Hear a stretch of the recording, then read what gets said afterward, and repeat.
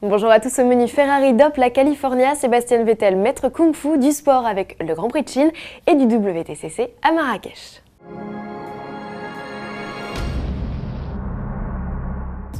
Avant cela, Auto Plus, les super radars entrent en action. Votre journal, dans son numéro en kiosque du 16 au 22 avril, présente dans le détail et dévoile les dates de mise en service de 6 nouveaux dispositifs.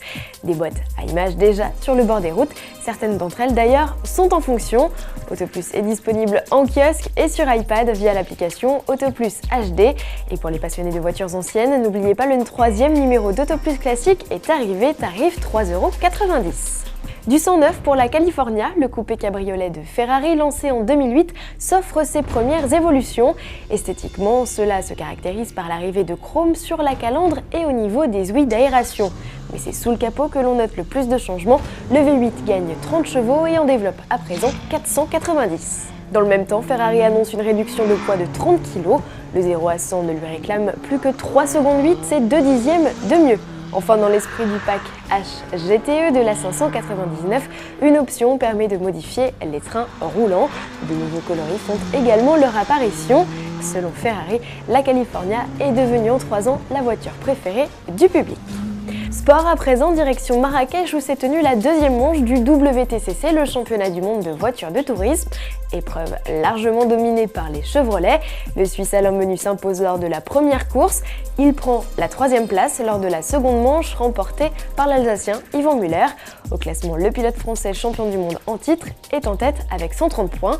Prochain rendez-vous les 28 et 29 avril en Slovaquie. En Formule 1, que de surprise pour ce Grand Prix de Chine, et c'est transformé pour Nico Rosberg. Le pilote Mercedes concrétise la première pole position en une victoire, la première de sa jeune carrière. Au terme d'une course animée, l'Allemand devance les pilotes McLaren, Jenson Button et Lewis Hamilton. A noter la belle performance de Romain Grosjean, le pilote Lotus Renault prend la 6e place et empoche ses premiers points. Au classement, Lewis Hamilton récupère la tête du championnat. Côté constructeur, McLaren conserve son leadership. Prochain rendez-vous, Bahreïn, en principe le 22 avril. Un Grand Prix à très haute tension, sera-t-il maintenu malgré ce que veut bien laisser entendre la FIA? Tous les détails sur le blog de notre spécialiste Jean-Louis Moncet. Pour finir, Formule 1 toujours, en marge du Grand Prix de Chine, Sébastien Vettel, 5e, s'est essayé au kung-fu. Plus qu'une simple initiation, le pilote allemand sera la vedette d'un court-métrage sur les arts martiaux en compagnie de Célina Jade, actrice et experte en la matière. Nom du film, Kung Fu Vettel. Sortie prévue début mai, on vous tient informé, c'est promis.